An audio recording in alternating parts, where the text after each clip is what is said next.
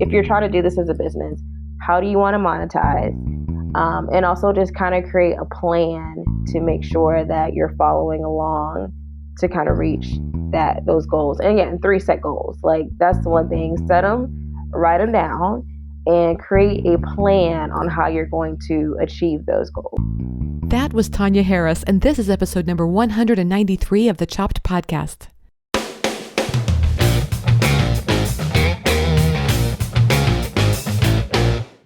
Hey there, how are you doing today? I am so glad that you've joined me. I'm Marley McMillan. I'm with the blog Namely Marley, and I am the host of the Chopped Podcast, where we're talking about all things entrepreneurism, productivity, mindset, social media, and so much more, especially as it relates to a passion for food blogging and influencing. Wow, things have really changed since the last episode. To be completely honest, I am not exactly certain I've gotten my feet underneath me as a result. It's just, there's like I say, there's a lot going on, and it feels like a dream in some ways. Like, maybe I've been watching too many movies about pandemics, and now all of a sudden we're in one. And like Sean and I were walking the other day, and we were talking about wearing gloves and face masks in the store to make sure we don't come down with this virus. And it just felt like, whoa, what is going on here? What are we actually doing here? What are we talking about? But on the other side, we're talking about what we would do if the other one gets sick. I mean, it's just led to all kinds of conversations that just feel otherworldly, in addition to the news stories and everything that we're seeing about, how terrible this is for people, which of course, I know you're like me, and our hearts go out to the individuals dealing with this. And I know the best thing that we can do is to socially isolate or physically isolate, however you want to refer to that, so that we help prevent the spread of this terrible virus and the disease that results from it. So I also have an elderly mom, and my sister and I have both agreed that, we're not going to go visit her right now, which is really hard. But, my mom is all alone. So it's, of course, we're calling every day, and I started doing FaceTime with her, and she loves it. And so I try to pretend like, what if I was just living in another state? I'd be calling my mom that way. So it's, just try to make things to normalize it a little bit so that it doesn't feel, icky is the word that comes to mind. We actually even had a family Zoom party on Saturday night, and that was a lot of fun. And then I had a group of girlfriends, and we did a virtual happy hour on Sunday night using, again, Zoom, which is, one of those platforms that many of you can be on together and do a video. But you know what? I kind of actually really liked it. I was able to get it with my friends. A minute later, I was down walking with my husband, so I didn't have that, at least in Kansas City, everything's way spread out. So, it takes 30 minutes just to drive to meet somebody. And so in some ways, I'm kind of enjoying this, but I can be kind of a homebody anyway. So Sean and I have agreed that as long as we have electricity, internet access, water, and kale for our smoothies, and I think we're good to go for a while. I hope that things are going well for you. I'm sending just huge elbow bumps and hugs, virtual, of course, to you, with thoughts of, staying safe. And then I also think about the things that we need to get things done in this time, because it can be troublesome. I mean, I think it's easy to get very distracted. I told my daughter, I have a saying now that, that saying, curiosity killed the cat. I think that has to do with distraction. I look at distraction as the term curiosity, and I can have a moment where I'll think, I wonder what the coronavirus rate is at now. And that's a curious thing. I'm curious about that. Or, how does it spread? Or maybe I'm curious about, who has it now, or what's going on here or there. And the next thing you know, it's like an hour later, and I've been spending all this time studying that instead of doing my work. And that's why I think curiosity killed the cat is one of those sayings that's like, curiosity can be kind of dangerous when you're trying to stay focused and get some things done. So I just think it's important to be aware. For me, what I've done is I've kind of tried to set some boundaries around when I'm going to allow myself to get distracted by the news. And by the way, I think there's nothing wrong with staying informed. It's actually pretty important. So, I try to make my office, spend some time cleaning it up and just making it feel really, efficient and workforce oriented in here. And so I This is my safe space where I'm not checking the news. I want to say I'm trying not to check the news. I have moments, and sometimes a news story will pop up, and so it's hard not to follow along with that. But I just try to correct myself and get back into the zone in my office. That's been kind of working for me, having that boundary. I wonder if there's something that's working for you. I would love to hear from you. You can send me an email or just a shout out on Instagram, and just use something like hashtag Namely Marley or hashtag Chop Podcast, and I'd be curious to hear how things are going for you, and whether you found some things that are really working for you that can help you stay focused.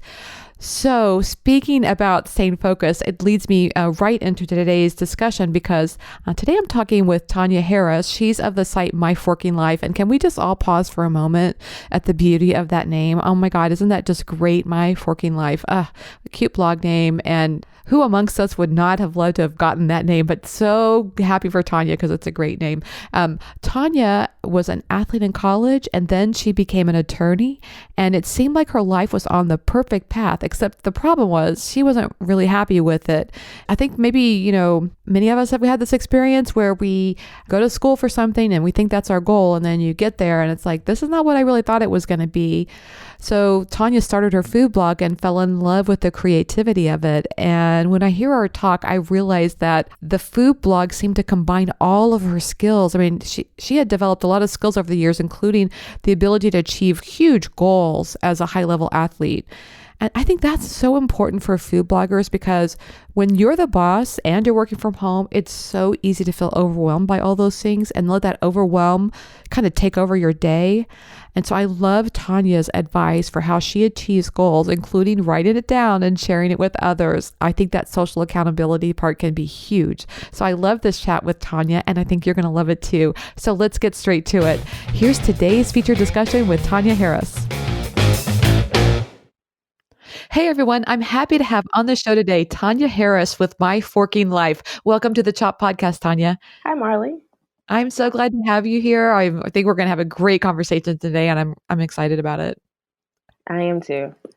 So the very first question I have to ask you is, and I love this question to ask people anyway, like, I think there's always a story behind why someone started a blog. But first, I wanted to ask you where you came up with My Forking Life, because I really love that title. Thank you. It really was just random. I was in my room just trying to figure out a name, and I was really literally getting frustrated. And so I kind of, I do have a little bit of a potty mouth, so I did actually say the term "my bleeping life," and then I'm like, oh, wait a minute, I could actually, do a play on words. And I immediately went on the internet to see if, the domain was taken or if any of the social media handles were taken, and they weren't. So I just bought the domain name at that moment and just got all the handles. What a creative play on words. I love it. My Forking Life. That's so good. Well, thank you. Yeah. And it's very memorable too. So that it helps as well. Thanks.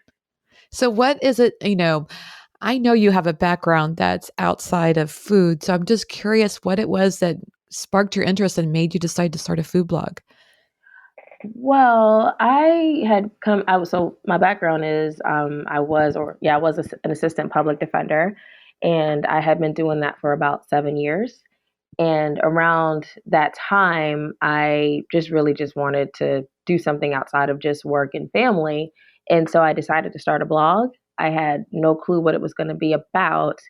But around the same time, I had really had this strong passion about cooking and trying new recipes. And I was buying cookbooks like a crazy person.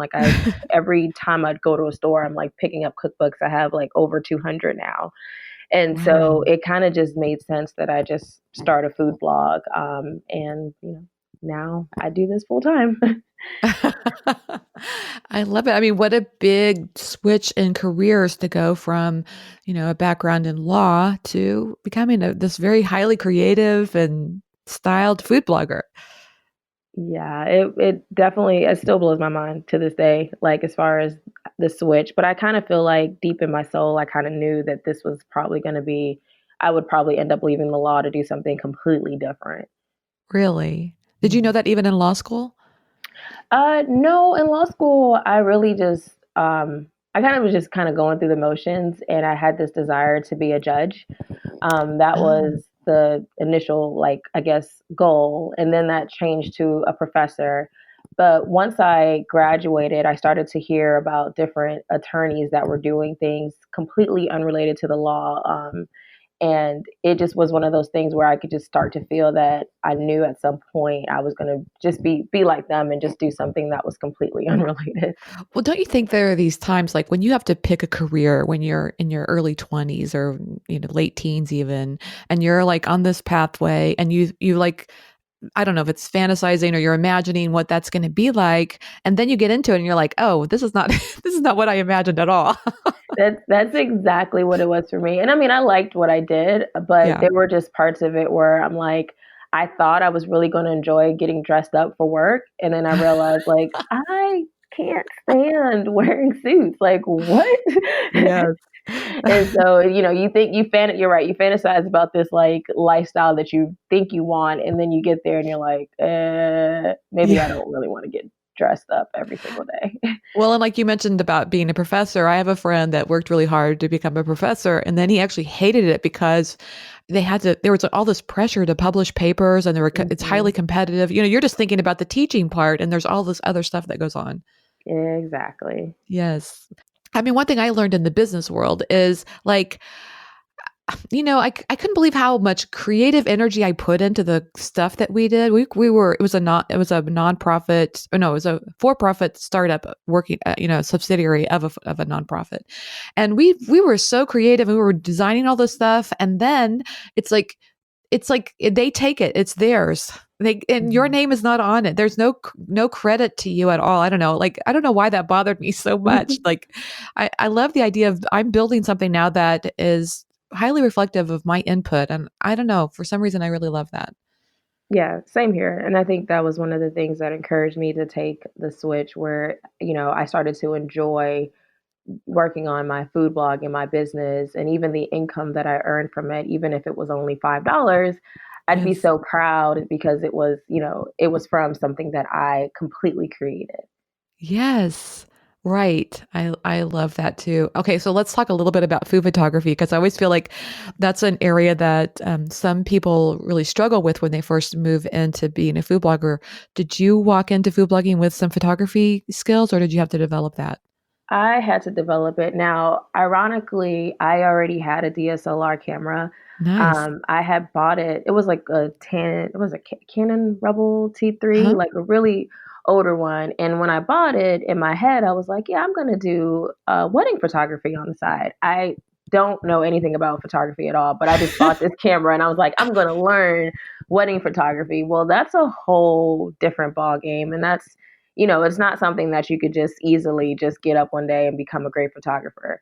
So I literally put that camera in the corner and it was collecting dust. So luckily for me, the fact that I decided to start a food blog, of course you got to take pictures of your food. I decided to really take time um, to learn about how to take good pictures with this Canon that I had. Well, at least the food, there's two things I can think of. It doesn't move around like a, a wedding. And, Exactly. if you mess up, it's not like the food's going to cry that you didn't get the shot right. Right. Exactly. That's the thing I think about being a wedding photographer, the pressure. Oh my God. Yeah, and I can always retake photos of my food. Like, you Yes. can't really go ahead and tell someone to do a wedding and go over again so you can take better pictures. Like, it That's right. doesn't There's work. no do-overs. Mm-mm. Whereas with the food, you can just make that dish again and start over. Yeah, I love it. Mhm. So how did you find like once you finally like dusted off the camera and really got it working with it, did you find that you liked food photography? I did, and I'm still even at a process now where I'm still trying to figure out how I can even take better photos. I Oh, think this I is think one we're of those. all in that boat. Yeah. Yeah, like even when I look at people say, "Oh, your photography is gorgeous," and I'm like, it could be better. And so that is one thing I do like about food photography is that it's a process, and I'm Yeah. slowly learning how to take better shots and get better angles. But it does take time to. But I think the good thing about it is even the older shots that I take, people still think those look good too. So it's really all Yes. about perception and what different people think looks good.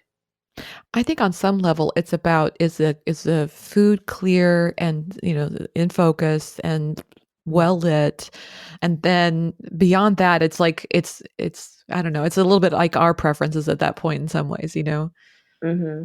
Yeah. But I agree with you. I'm always, I don't know. I feel like I never am to that point where I feel like I'm completely, every now and then we have a shot where I'm like, I love that. But Mm-hmm. oftentimes I feel like there's some of the things I could do differently. Yeah. So I love that you had resources that helped you improve as a food blogger, and one of those I believe you mentioned was podcasts. Can you talk a little bit about whether it's podcasts or other things, can you talk about the resources that you use to help grow your food blog? Absolutely. And I always like anytime anyone asks me like what helped you grow, I always say podcast because the reality is that I was working a full-time job. I, had my family I had to take care of at the time where I was building this blog. I was going through in vitro fertilization. So I was a hot mess. But the thing with podcasts was that I could listen to them on my commute. I could listen to them, when I'm just like, chilling around the house. And so I didn't have to like take time away from doing certain things to listen. Yeah. And I would use them for different purposes. Some podcast episodes, like the purpose for me listening would be to get something tangible to apply to my food blog. But a lot of times I would listen for inspiration. Just hearing stories of other people that were successful in building a business or a blog just would always just get me excited and say, you know what, I can do it too. So I always credit podcasts for really being the main form of learning, and being inspired for the blog. Oh, I love that so much because, back in the early days of food blogging, I think the only way we really got that was by going to conferences. And even then, it was kind of a pressured situation. It felt a little bit like high school is the way I would describe it. But Mhm. now it's so much more open, and I love that. That's good. And did you have any things that you would, like maybe sites that you would go to or resources that helped that as well? They were all be random. Like there Yes, was got like, you. sometimes you would Google something and come Yes. across it. And a lot of times I'd be in Facebook groups. Like if you find Facebook groups with other bloggers, you can get a little bit of information. And sometimes I would just ignore that information and sometimes I would take it and run with it. So, Yes. but generally the podcast, I would say anyone that was in the food blog group giving this information was usually on a podcast at some point. Yes. And then I would just catch an episode of them and just listen to the resources that they were providing. Oh, I love that. That's a great idea. Not only just listening to their story, but also like, oh yeah, they liked this book or this whatever or this Google page, and I'll just check that out. Yeah, that's Yes. great. Did you, when you started your food blog, were you thinking from the beginning, I want this to be a career, or were you maybe thinking it might be a hobby? It was supposed to just be a hobby. Okay. I actually never wanted it to be my career when I first heard about food blogging. And I would hear other people say that they were making a full time income from it. And I was one of those people that was like, yeah, that will never be me. I don't want to do this full time, whatever excuse I had. But over time, the more passionate I became, the more I learned about it, the more passionate I became about building a business. That's when I started to realize, like, oh my gosh, they got me. I might end up being a full time food blogger. Well, I mean, it sounds to me like your energy was moving towards something entrepreneurial, whether it was going to be a wedding photographer or, food blogger or whatever. It sounded to me like you had a desire for something different and you were kind of moving in that direction slowly, like listening to podcasts or whatever. So I think it's really inspiring that you let yourself kind of go there and follow that. That's true. And I never, and you're right. I never really thought about it that way because since it was never intentional, Yeah. I never realized that that's what it was happening. But you're right. I guess I just always had that desire. And then the food blog just kind of brought it out. Yes. And I read somewhere that you made a commitment to yourself at some point. Like, I think once you realized that food blogging could actually, it was starting to make a little bit of money for you and you were thinking, I think I can do this, that you made a commitment to yourself. And I'm curious if you could talk about that a little bit. Yeah, so I remember the day I did it. I had just recently joined my current ad network, and that was with Mediavine. And I think the day that I said it, I probably had a bad day at work, which usually was rare. Like usually work was great. I think I had a bad day, and I was like, you know what? I was like, in 1 year, I'm gonna, be able to quit my job. I kind of was just saying it. I didn't really know that I was really going to do that. But I also like a challenge. And so that's kind of why I said it out loud. It was a way for me to challenge myself and put myself in a position that if I decided to do this full time, I would be able to.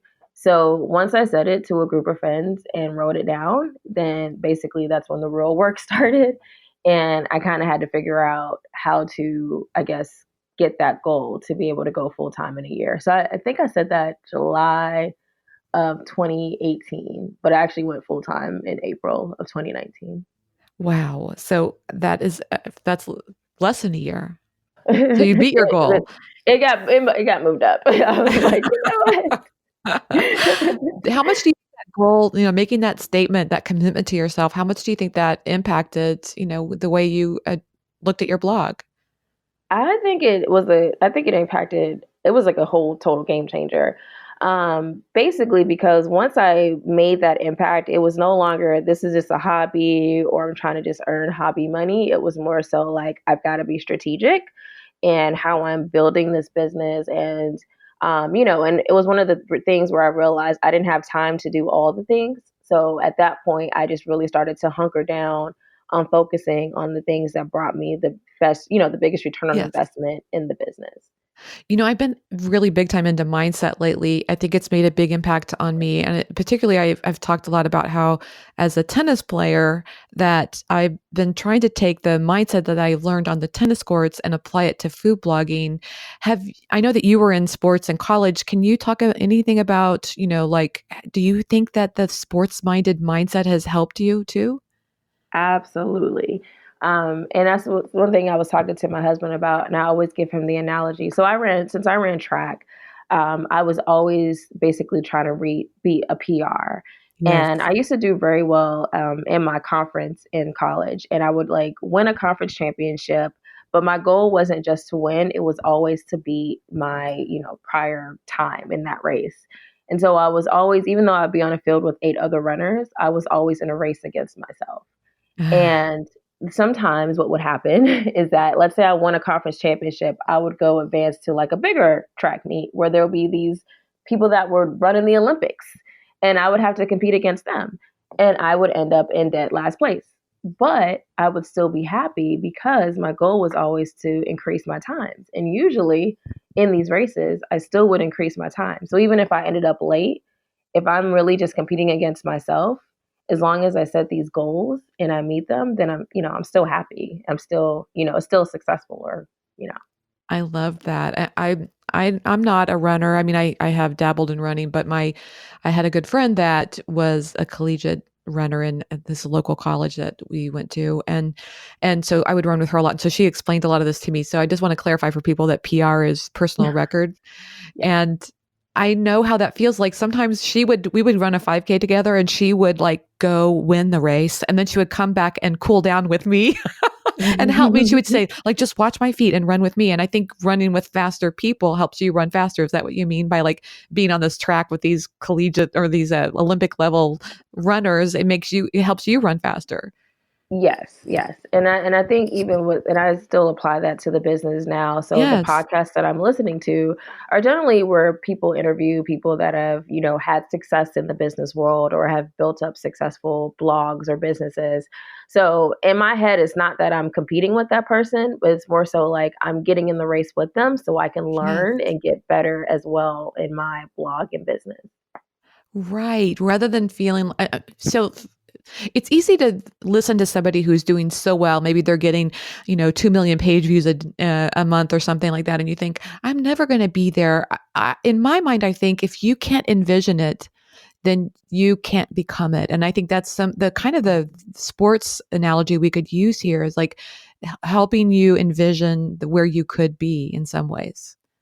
It is. I agree. And just also knowing like how to, you learn from that, you learn how to change their strategy. Like, it makes me think of when I was recruited to my college to run track, I was recruited to do mid distance, the 800 meter. Okay. And once I got there, my coaches were like, we really need a strong 400 runner in this conference and at our school. We're going to switch you to this race. And so we switched. It's one of those things where, I guess it's, you apply it to it because I'm trying to think of how to say it. But the analogies are pretty much the same as business, where you'll get in the race, you'll have to sometimes switch up your training to kind of figure out how you could be successful in your own race. Yeah, and maybe at the beginning you go a little slower because you're learning, and you have to basically learn how to do it differently, and then you get better over time. Exactly. Yes. I'm always looking for these analogies on how sports can impact us as food bloggers. And like, for example, in tennis. But the thing is with tennis, and I wonder if this is how you feel too, is that there's some very specific things I can do to get better. Like, you need to have a better forehand, you have to have a better serve, and these are the things that you do to get better in those areas. And sometimes I feel like with food blogging, it's like all over the place. It feels hard to translate that. Do you feel like that you've been able to find some specific strategies that help you get better as a food blogger? Yes. And I mean, it's the same thing where you could do all the things, right? Like, Right. there's so many different things we can do to grow our site. But what I learned, at least for when I was building my site, is I didn't have time for all the things. So I Right. had to really focus on my strengths.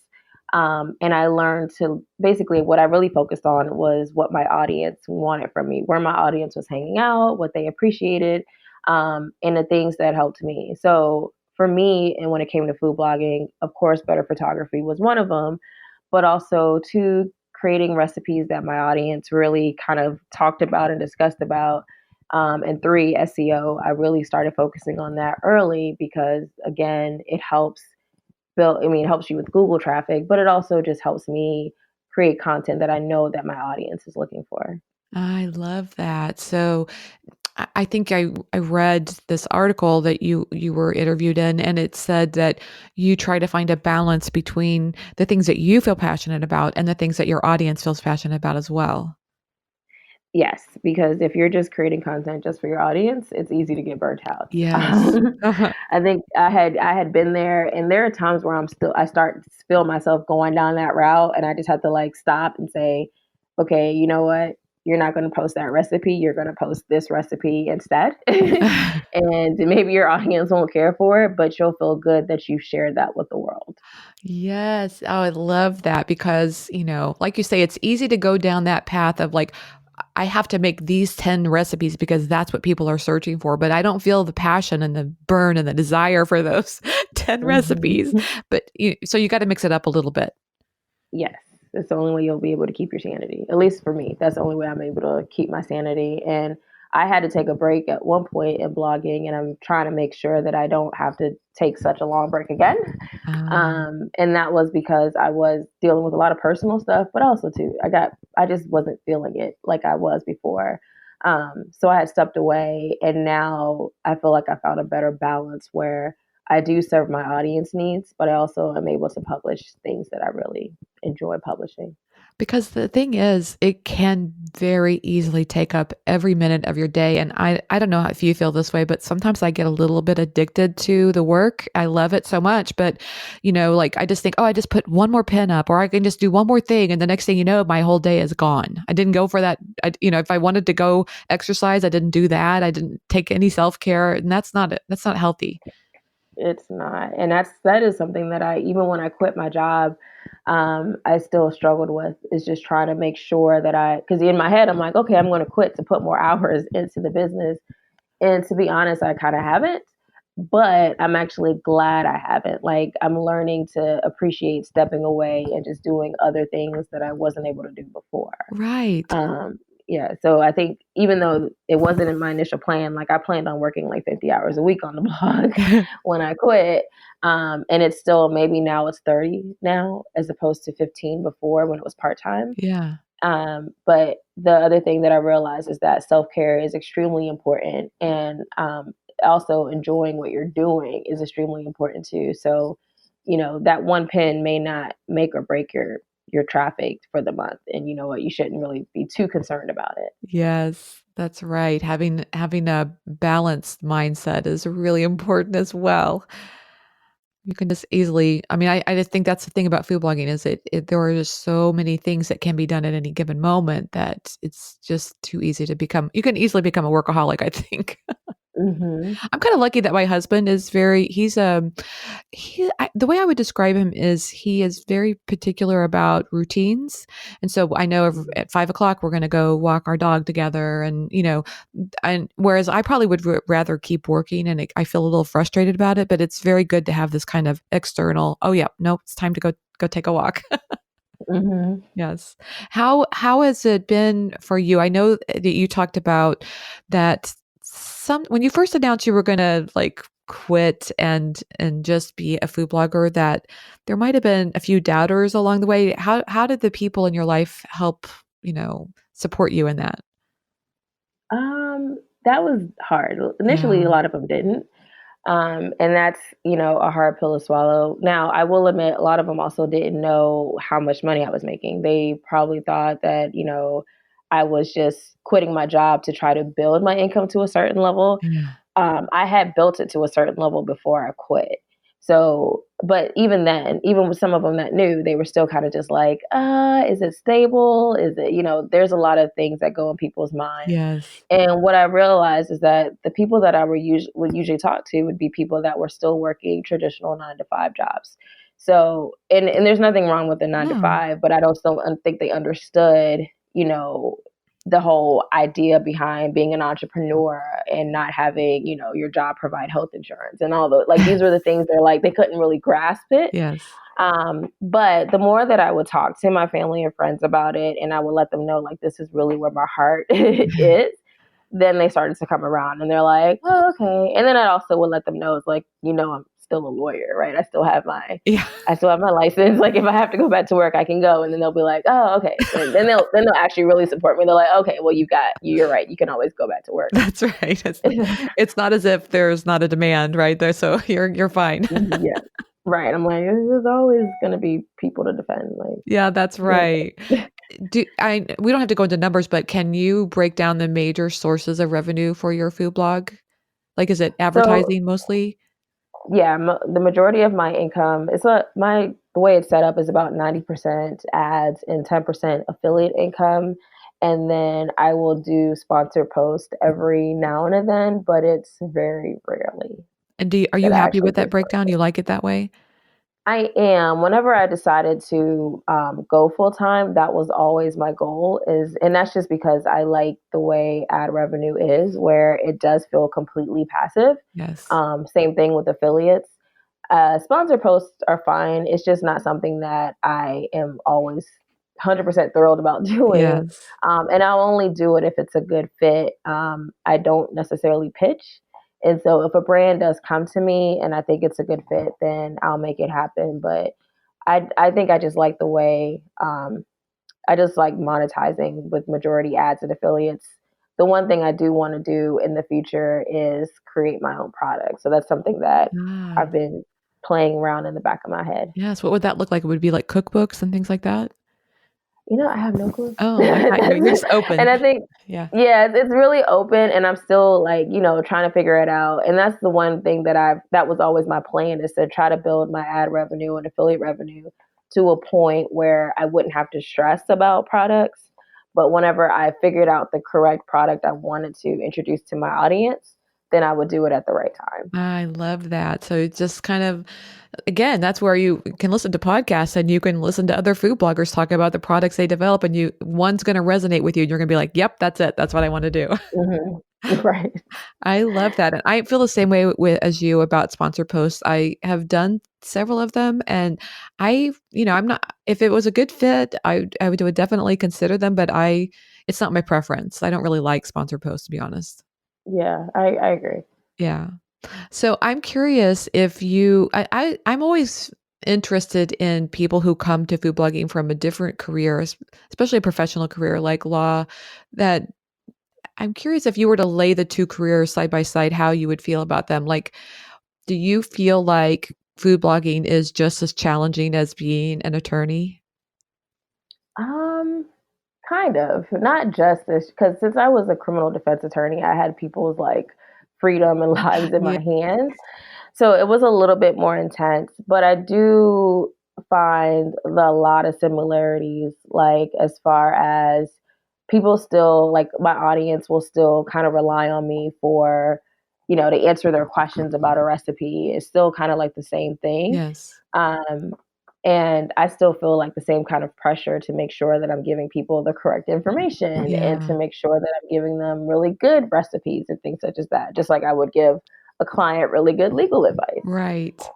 The one other similarity, I think, since I was a public defender and the world pretty much hates public defenders, I I kind of deal with the same thing a little bit on the food blog atmosphere when I'm dealing with like negative trolls out there on the internet. Yes. It's one of those things where it's like, yeah, you know what, I've dealt with this in a prior career. It's really not a big deal, and I kind of feel like that's helped me apply it to the food blog Oh, I life. love So I that. guess they're Yeah. yeah, so it's they're both kind of difficult in their own ways, but I would say being a lawyer was just a little bit more. I don't know. I just felt like I had a lot more. I don't know, I'm trying to think. It was a little bit more pressure to make sure that I did everything 100% right. It's so interesting that you say that because there is a professional tennis player that a lot of people for some reason don't seem to like, and they were saying that he's become number one in the world because there has been this tendency of people not to like him, that he actually has dealt with the adversity off the court so that when it comes on the court, he handles it very well. So I think that's an interesting analogy, that if we kind of develop a thicker skin, it's easier to handle those negative comments, not take it personally. It's just about them, and you can kind of roll with it. Yeah, I agree. Because if I didn't have my prior career, I'd probably be using a lot of four letter words and a lot of comments. And so, Yes. I learned how to just kind of like calm down and try to respond in a professional manner. Right. Some people can just be rude. I don't understand why people can be that way, but yeah. I totally agree. I think it's good to respond to them professionally. I know some people, I think they'll kind of respond in like they'll be kind of cranky back, and I don't know. I try not to do that. I mean, I'm sure there have been times when I've gotten close, but I don't know. I feel like I want to take the high road, I guess. Yeah, and other people are watching too, and I think that's Yes. one thing I always try to remember is that people will see your response, and Yes. and then they'll judge you based off of that. So I try to think of that like, not how this person I'm responding to really Yes. feels, but more so like how that third person that's looking at this exchange, how they'll feel. You know, it's interesting. I had a situation like that on Facebook where somebody left a comment, and then let's say there's person A left a kind of a mean comment. Person B, not me, responded to that person and left these negative comments about person A, and all I did was Mhm. like their comment or say something in support of something they said, and this person A got so offended that she left a bad review on my Facebook page, and I didn't even say it. But it's like, you know what? To me, I should have just stayed out. I shouldn't have got into it. So it's like complicated on dealing with some of these, these situations. It's difficult sometimes.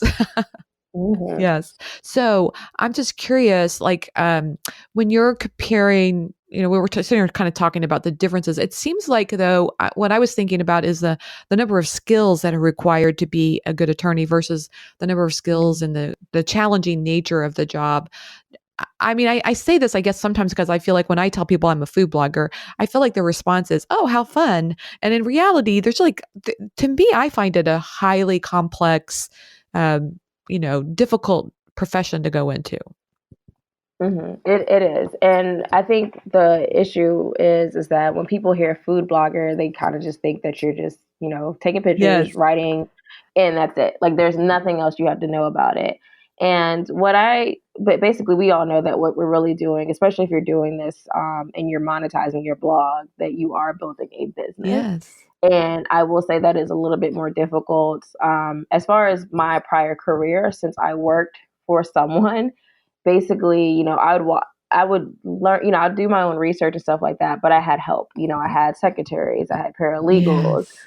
I had all that stuff. When you're building a food blog, you usually don't have that in the beginning. You basically are your secretary. You are answering your emails and your Yes. comments. And so I will say that, so they're difficult on their own different fronts, but there is a lot that goes into running a food blog Man. because it is a whole business. It's like I'm a CEO and I have to do everything. I'm actually all the employees. Yes. Although now I have a couple, I have two people that help me out, but it's still, before I did everything by myself. I'm just curious, the two people that you have helping you out, or do they have specific tasks that you have them do, or you just kind of assign them different Yeah. projects? So I just have, well, I should say three people. I have someone that handles my Pinterest, another person that handles my Facebook, and then my husband, he edits my videos now. Nice. Ah, that's good. That's so yeah, you get to include him in the team, right? Oh yeah, he had to do something. He had to do some work. That's right. I love that. So I'm curious, so you mentioned that affiliate marketing was another part of your revenues. Can you talk a little bit about revenue, or if you have specific things that you do with affiliate, is it simply just Amazon? Um, that is my main affiliate earner. So Amazon is the number, I call it the number one affiliate, but I do work with other affiliates. I'm trying to say, I think I'm affiliate of ButcherBox, in Mealthy, and Thrive Market. And those are probably I think those are the only ones. And ThermoWorks. ThermoWorks? Yeah. So I actually only have four affiliates that I actually promote. And that's just particularly because those are pretty much the products that I use the most. Mm. And then I'll tell my audience about those. And I did set a goal somewhere within that year to increase my affiliate revenue. And so I did try to increase it to like 10% of my overall revenue. And I have been hitting that lately. I'm now going to try to get those numbers up just a little bit more within the next coming year. And when you set a goal like that, what are the things that you look at to do to make that happen? Like, for example, I can think of with Amazon, you can try to include more links and more posts. Is that kind of what you're looking to do? A little bit. It's also, my strategy also is sometimes I will write articles that aren't related to necessarily a recipe. Mm. So, an example would be if so I have like a lot of air fryer recipes. I will create like a post that has affiliate links, but it does talk about all the accessories that I may use with the air fryer. And so, creating posts like that in addition to recipe posts and interlinking those, it does help increase those clicks to those affiliates. Also, email is also big for promoting those kinds of posts. If you have an email list and you've got this, I guess I call that cornerstone content in my head, but if you've got this resource that's helpful to people, you can promote that to your email list, social media, and things such as that. I love that. And I know you've spent some time building up your email list as well. Can you talk a little bit about the things that you've done to build your email list? Yeah, I've done kind of probably the bare minimum. But what I did do is I created a sequence, basically like an opt-in sequence where people can sign up for my list, and for 5 days straight, each day they get like a new lesson. And I'm so shocked at how well that converts, but people love that. And that's not my idea. I got that from Matt Mullen, Yes. who, yes, I think he's probably been on your Yes. podcast too. He's great. Yeah, I heard him on a podcast. But yeah, learning that and just implying that little bit, it really basically grew my list, but it also grew my list for people that actually wanted to be on my list. And that's really important to me. Like, I want people that want to hear from me and want to get my emails. And I don't do an RSS feed, but I do make sure that I email my list. I do twice a week. And every single email, it has to have some kind of like incredible value behind it. Sometimes it's usually just to a recipe, but I just try to like give them a little bit of information in that email that they may find helpful. So So even if it's like just a quick tip. yeah, I love that. I was just going to ask you. So do you see a pattern in your emails if you're doing twice a week? Like I could see like one would be to a recipe, and then one would be like a quick cooking tip kind of thing. Is that kind of how it breaks down? Yeah, so they both will actually have like a link to my site in some way. And Nice. usually, so the one I do right now would be like a dedicated email. So since I do a lot of air fry recipes, it'll be a dedicated email to people that have signed up for that list and I've tagged them. Yeah. And then what that may be like, I think I did one last week where it was like a chicken breast. So I said air fryer chicken breast, and I gave some tips about cooking chicken breast in your air fryer, and then I left a link to that Oh, recipe. nice. Um, and so what it does is like you're getting value. You don't even have to click through. You're getting value as soon as you open it. But I'm telling you, people are still going to click through because they want to see that recipe because you've just given them so much value Right. in that email. And then usually my Monday email is usually like a recipe for the week that I want them to try. But I'm still tweaking my email list to kind of get, trying to basically, I'm always tweaking Yeah. something. But I do like the idea of just giving them some kind of tip in the actual email. And so far, my audience loves it. I usually get like two or three, or actually usually three or four now, email responses of like just people being really thankful, like just thank you, or just, compliments or questions usually. So I try to keep the email list really engaged. Yeah, that's enough to keep you going too, isn't it? When you get those responses from people that let you know that you're making a big impact, that helps. Oh, yeah, absolutely. I love that. And so, do you think is air frying kind of a niche on your site? It is. I never really meant it for it to be. And that's the one thing, like when I started out, I could not pick a niche. Like everyone's like, you need a niche. And I'm like, I like everything. I can't pick one. It is a category and it is something that I'm very passionate about. So that's why I keep, pushing out air fryer recipes. I have a huge audience that comes to me for that. So, but I hate to say the word niche because I'm all over the place Oh, sometimes, but yeah. I definitely have it as a category. So people that land on my site, they'll know that that's something that I specialize in. When you talk about your email sequence, is it mostly directed towards the air fryer then?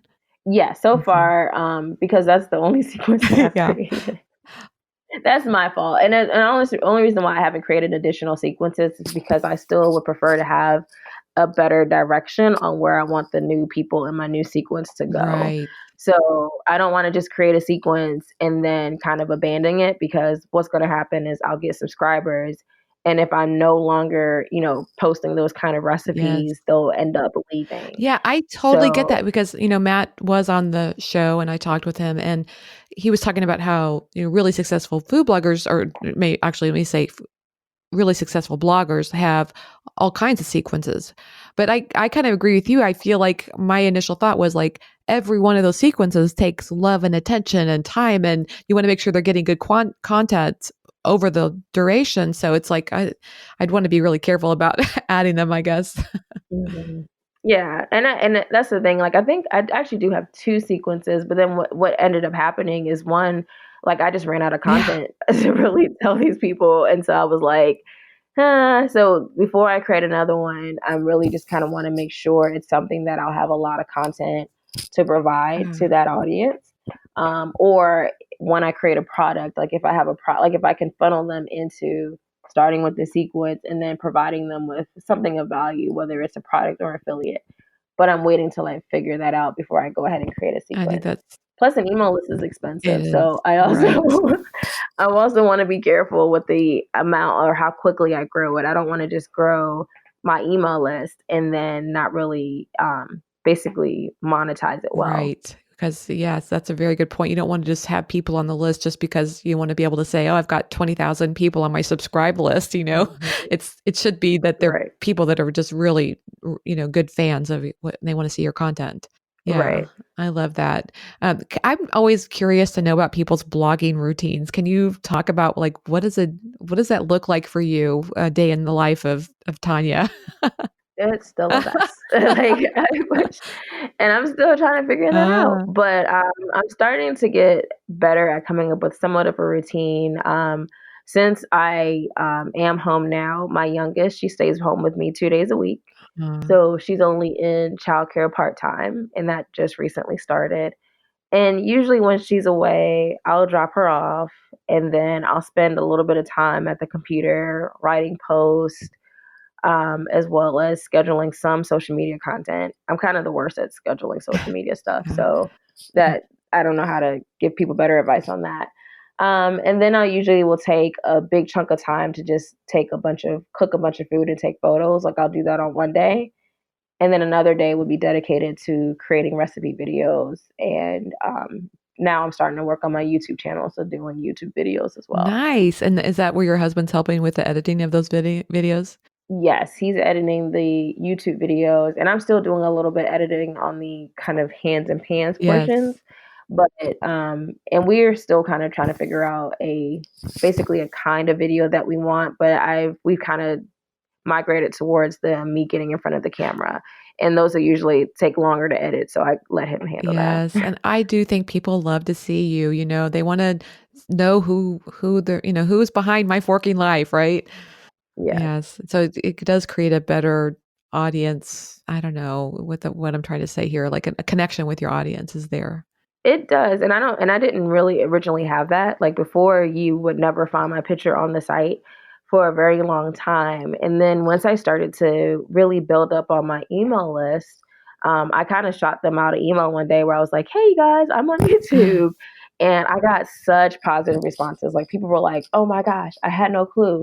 I love this." And so the one reason why I kind of started focusing more on YouTube is not even just to grow that platform, but also to provide just another aspect of my business to my current and growing audience. Yeah, I love that, and I don't know, like, it just I think it really it kinda goes back to what you were saying earlier about, when you were talking about being on the track and running with the high you do really well in one area, and then you move up to the next. Because it makes me think once you got some confidence going, you're, willing to, like, put yourself out there even more, you know? Right. Yes. I Exactly. love that. I love that so much. And so I'm kind of curious because I heard you say earlier that, you created this statement and you did it again, like I'm going to quit my job within a year. And then you did it again with your affiliate marketing. I'm going to expand the amount of affiliate marketing. And then I'm curious how that works with, it sounds to me like your day-to-day schedule is a little bit like, you know, a little more free flowing, and I'm curious if that's just a working environment that works really well for you. You've created It is. Yes, okay, that's good. Yeah, it is. And even in my prior career, like as an attorney, the kind of job that I had was not saying it was free flowing, like still had to be in court when I needed to be in court. I still had to go to the Yes, jail when I needed to be in jail, but my bosses were very laid back and they were just under the as long as you get your work yes, done, we're right. good. And so I'm the same way when it comes to my business. I'm not a big fan of very intense schedules. So for me, I just set deadlines. Like I'll say, okay, you know what, this week this recipe has to get Yes. out. Which sometimes does mean that I'll be working in the evening when I should be, chilling. But what I've realized is that I work better that way, and so that's kind of I basically just kept it the same way when I quit my I job. love that just so much because I feel like oftentimes we hear people talk about having the schedule, and I'm in that boat. I like having a schedule, but I think it's really, really important to know yourself and respect what works best for you. Right. And I'm still figuring it out. Like some days I'm like, I need a Yes. schedule. And then I will literally create one. And then what will happen is I'll just not just stick to it. But I'm also realizing, like I said, like that's just what works best for me. And I'm okay with it. Yeah, I love it. And like I say, I mean, I'm the same way too. Like I have some days where I'm way more onto the schedule and other days that just so many things going on. You just have to be flexible. And, it reminds me of like when I go on vacation, I love to have an itinerary and I like map it all out. Like this day we can do this day we can do that. But it doesn't mean I follow it. It just means I like to have it. There's some kind of Mhm. comfort with having the itinerary and that I just, I can be flexible as I need. Yeah. The only thing I do like is having deadlines. And that's something that I do set for myself and for my husband. I'm like, babe, you gotta get me this video on this day. Even though we all know that if I don't post on a certain day, the world's not gonna, Yes. fall from under me. It's gonna be fine. But I will set deadlines for myself just to kind of hold myself accountable in some areas. Yes, I like that. So you made these two big statements and you follow through on those. Do you have any other big statements you're going to be making about food blogging? Any big goals coming up? Right now the only one is I want to launch a product, but again, I still have to figure out what it is Yes. because every day I'm like, I'll do a cookbook, and then the next day I'm like, I don't want to. So um, I do have that is kind of like my next big goal, and then the other goal that I do have, I'm starting to focus more. Like I said, I started this YouTube channel, so I'm starting to set up goals for that to try to grow that as well as there's always the goals you can set with page Yes. views. So for me, I'm like, I want to double my page Yeah. views, but it's kind of been weird because I've met the two big goals that I had, which was to do this full time, and then the other was to increase my affiliate revenue, and I did. So it's starting to kind of get more challenging figuring out what the next step will be. Yes, exactly. Well, I'll be curious to hear when you get it. You have to send me an email and let me know what your next big goal is. So you talked Right. earlier about work-life balance. I'm curious, how do you create work-life balance in your life? Whew, I that's hard. know. I know. And the way I usually do it, and I still have to like work on this, but generally, even though I'm very free flowing, when the kids get home, I kind of have to put the at least to put my computer away. And we have an office where I have a laptop that I can remove from the office, but I'm trying to start to make sure I keep my laptop in the office. And so it's one of those things where I'm a work in progress, but I'm trying to make sure I'm setting at least hours that I know that I'm not going to be working. So usually on Saturdays and Sundays, now that I'm doing this full time, I make sure that I'm not working on the weekends. Nice. Sometimes I cheat, but that's usually the goal is to make sure that I'm taking time for myself and to do the things that I like to do, like to read books. While I was trying to grow the business and work full time, I wasn't really reading the books that I wanted to. Now I make sure that I take time to do those kinds of things. Oh, I love that. That's really good. Yes, I love creating little boundaries like that. Like, my laptop stays in the office, or I've heard other people who say they don't take their phone into the bedroom at night or whatever. There's just those kind of boundaries can make a big difference. But you have to be intentional about them. And I think that's the one thing I'm realizing that I have to make sure and say, all right, close the laptop, walk out of the office, you're done for the Yes. day. And then my phone stays with me. So it goes in. And that's the problem too, since we work a lot on our phone Yes. and it's with me. I'll catch myself sometimes still working on the blog and sharing pins and being on Instagram. And I'm like, no, like, stop it. Stop. Yes. Okay. So knowing what you know today, and if you were talking to Tanya, who was getting ready to start her food blog, so knowing what you know today, and then go back and talk to Tanya right as she was getting ready to start it, what would you tell her? I would tell her to one, stop comparing herself to other people Yes. because everyone has their own growth. Two, create a strategy and a business plan. Like, how do you want to, if you're trying to do this as a business, how do you want to monetize? And also just kind of create a plan to make sure that you're following along to kind of reach those goals. And again, three set goals. Like that's the one thing. Set them, write them down, and create a plan on how you're going to achieve those goals. Oh, I love it. I think that's great advice for anybody that's thinking about starting a food blog. Wouldn't you agree? Yeah, It's absolutely. maybe one of those things that you don't, like you were just starting it out as a passion project almost, and then it kind of took a life of its own. So it's nice though to, now that you've kind of got this experience on your belt, you're like, oh yeah, totally. I should, you got to have a plan. You got to, do these things to move forward. Yes. hmm Okay. I love that. And I'll say that's what I did in July. Like when I had told my friends, and I'm like, I'm gonna do this full time. They're like, whatever. And then that's when I really sat down, and that's when I like realized I'm like, I like ad money. So if in order to increase that, how can I increase my Yeah. RPM? How can I grow my traffic? And I kind of just made plans on basically focusing on to those. And I didn't really do a lot of sponsored content because that just wasn't really how I wanted to monetize at that Yeah. So, and basically that was your plan, right? You created the plan from time. that. I love that. Okay. I love to ask these fun questions at the end of the interview. Are you game? Oh yeah. Okay. So tell me about your favorite food. I mean, this is a food blogging focused podcast, so we have to go Oh there. my gosh. It's hard to pick one, but I think the one thing I always go back to eat. And I honestly I've made it once and it's been horrible, but I love pad thai. I Oh, love pad pad thai. thai. So you mostly go out to eat it then, Oh huh? yeah. I tried to make it at home and I was like, what did I do? What did I What do was I wrong? thinking?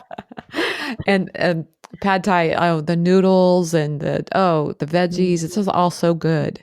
Mm-hmm. There's a creaminess to, at least the pad thai I've had. There's a certain, I don't know how they do those noodles like that. They're so It's an good. art, I swear, and it's something that you will probably never see on the blog because I just have not mastered it. Maybe someday. I have a pad thai zoodles recipe, but it's like a super healthy. It's got some of the flavors of pad thai, but it's mostly a healthy, zoodles recipe. But it's good Do you, though. do you have a favorite restaurant that you go to get the best pad thai and where you're at? Uh, yeah, it's called Thai Taste. I used to go there with my coworkers all the time when I like that was our lunch spot, and Yeah. so I need to go there again. Now I think about Yeah. it. I think that's a chain. I think there might be one out here Oh, too. really? Yeah. Well, at least we have a place, something called the Thai place. So maybe it's not a chain. It's just a popular name. Yeah. Okay. So what's the favorite app on your phone? Oh, goodness. I probably use Facebook a lot, even though I'm not a fan of Facebook. I think I end up always opening that app for some reason. Yeah, there is that kind of mixed feeling of like I'm with you. I don't really like Facebook as much, but I mean there is that nice thing about keeping up with people, but then there's also, keeping up with your audience as Right. And I well. think I use it. The reason why I always open it is because all my friends are on Facebook and then it's just easy for me to see what's going on in their life from there. And I'm like, oh, Yes. and you can easily like something and be like, congratulations. Right, exactly. Okay, do you have time for I think you mentioned this reading. Do you have time for TV or reading at all? And if you do, what's your favorite? I do have time for TV and reading, and I will say I can't even think of any good books that I've read because most of the books that I read are just like pointless, like stories.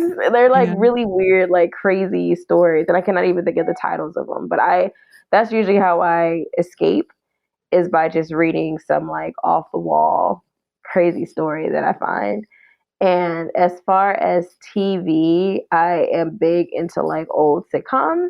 Ah, So I watch a lot of like I don't know if you've ever heard of like the Wayans brothers or Martin, like a lot of 90s yes. sitcoms. And Living Single, I would just watch those now. They're so Like, good. even though I've seen all of them. Oh, and there's one more. Diagnosis Murder with Dick Van Dyke is one of my favorite all time TV shows, and I will watch Really? those What was that, like episodes in the over and 90s over. or something? I think it was like 80s or 90s. It was back in the day, but it was when he was like a doctor and a police consultant, and it is like such a great series. It must bring back your public defender side of you, I huh? think so. I don't know why. Yeah, I love like anything that's like legal or crime, any crime TV shows. I'm always into them. But Diagnosis Murder, I think it's just so funny because he legit is a doctor, but he does this like completely unrelated, consultant with the police department stuff. And maybe Yeah. that just kind of speaks to me because I'm a lawyer, but I do this food blog stuff. Right, exactly. I love it. Okay, so how can people find you online? Oh, well, I'm all over as myforkinglife.com. So it's myforkinglife.com. That's my website. I'm also on Instagram, Pinterest, Facebook, you name it. Oh, and YouTube. Oh, that's right, YouTube as well. Yes. Tanya, thanks for taking the time to talk with me today. I had a really good time. I did too. Thanks to Tanya Harris for being my guest on today's episode of the Chopped Podcast.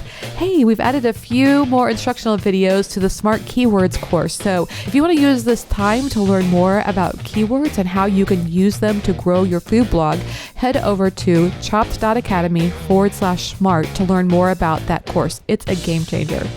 Thanks to everyone for your support of the Chopped Podcast. I am so glad you're loving this podcast. I'm so glad it's helpful and part of your day and part of the process that you use to improve as a food blogger. It makes my day to hear from you, and your reviews on iTunes and Stitcher really help me deliver the best guests for your ears. So it's so easy to leave a review right there on the podcast app. You just scroll down into the review section and leave your review today.